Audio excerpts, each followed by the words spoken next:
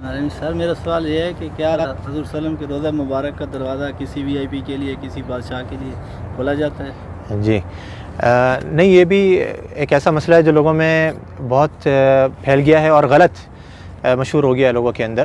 لوگ یہ سمجھتے ہیں کہ فلاں بادشاہ وغیرہ آتے ہیں اور وہ نبی صلی اللہ علیہ وسلم کی قبر کی زیارت کے لیے جاتے ہیں۔ آپ کو عمومی طور پہ میں خلاصہ بتاؤں کہ یہاں کے بادشاہ بھی نبی صلی اللہ علیہ وسلم کی قبر کی زیارت نہیں کر سکتے ہیں، قبر کی یعنی کہ قبر تک نہیں جا سکتے ہیں۔ صحیح، ہم بھی جو جاتے ہیں، آپ نے دیکھا ہوگا ہم کہاں تک جا سکتے ہیں؟ جو جالی لگی ہوئی ہے، جالی یہ کس نے لگائی ہے؟ جالی یہ سعودی حکومت نے لگائی ہے، یعنی کہ پرانے زمانے میں جالی نہیں لگی ہوتی تھی۔ اس کے پیچھے، جالی کے پیچھے کیا ہے؟ بہت سے لوگ یہ سمجھتے ہیں، وہ جھانک کر کے دیکھ رہا ہوتا ہے کہ ہمیں قبر نظر آ جائے کسی طریقے سے۔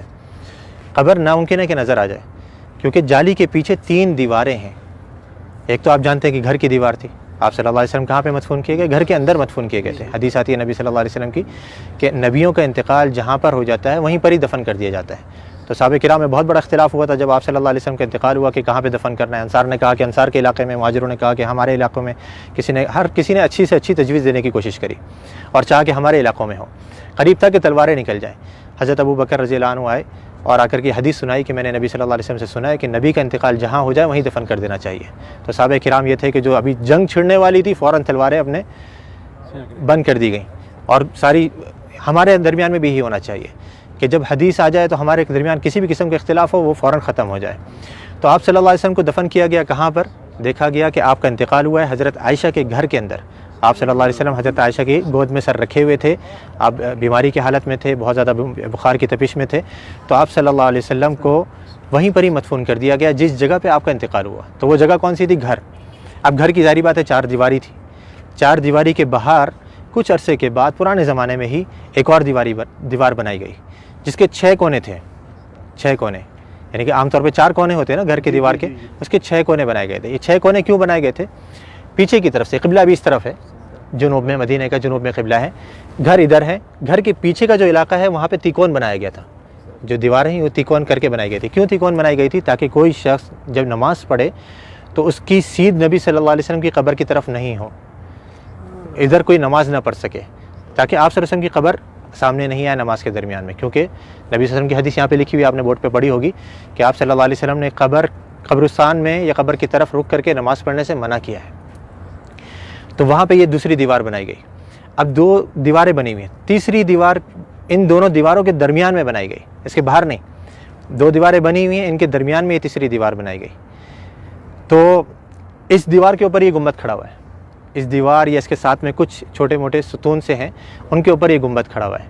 یعنی جس سے میں نے ابھی تھوڑی دیر پہلے ذکر کرا تھا کہ جو اندر گھر کی دیوار ہے وہ تو کچی ہے، اس کے اوپر گنبد نہیں بنایا جا سکتا ہے، تو گھر کے باہر کی دیوار پر یہ گنبد کھڑا کیا گیا۔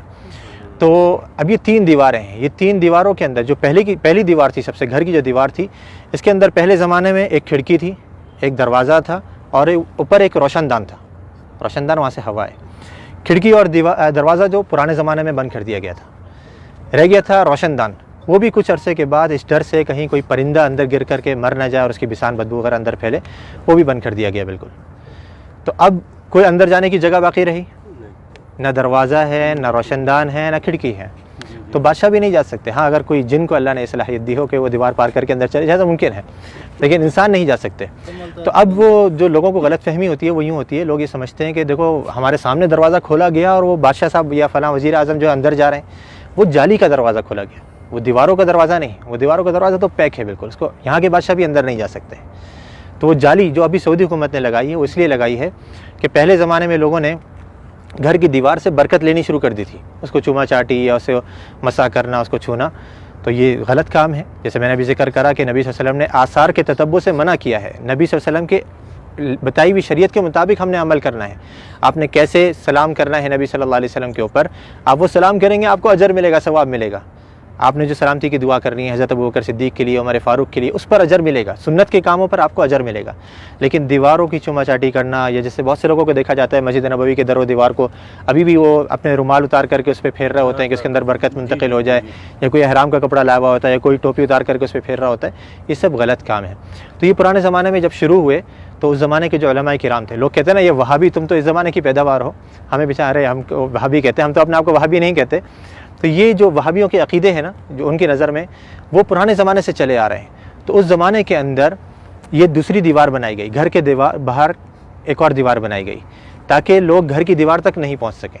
اب وہ کچھ عرصے تک نئی دیوار تھی، لوگوں کو معلوم رہا کہ بھائی یہ تو نئی دیوار ہے، کچھ نہیں کرنا یہاں پہ، لیکن آہستہ آہستہ پھر نئی نسلیں آتی رہیں، وہ سمجھے کہ یہ بھی گھر کی دیوار ہے، پھر علماء نے ایک اور دیوار بنوا دی۔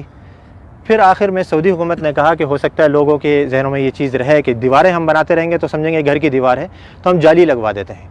انہوں نے جالی لگوائی، لیکن لوگوں نے پھر بھی نہیں چھوڑا، وہ جالی کو بھی چوما چاٹی کے لیے پھر آخرکار مجبوراً سعودی حکومت کو وہاں پہ پولیس والوں کو کھڑا کرنا پڑا یا حیا والوں کو کھڑا کرنا پڑا تاکہ وہ لوگوں کو سمجھائیں اور آرام سے بتائیں کہ بھئی یہ چیز غلط ہے، مسح جو ہے وہ آپ نے حجر اسود کا کرنا ہے، اس کو چومنا ہے، اس کو آپ نے مسح کر سکتے ہیں، یا اس سے پہلے والا جو رکن یمانی ہے اس کو آپ چھو سکتے ہیں، ہاتھ لگا سکتے ہیں۔ یہ گھر کی دیواروں کو یا نبی صلی اللہ علیہ وسلم کے روضے کو ہم نے ہاتھ نہیں لگانا ہے، بلکہ یہاں پر آ کر کے ہم نے آپ کے لیے ادب سے سلام پیش کرنا ہے، سلامتی کی دعا کرنی ہے، تو وہاں پہ کوئی نہیں جا سکتا۔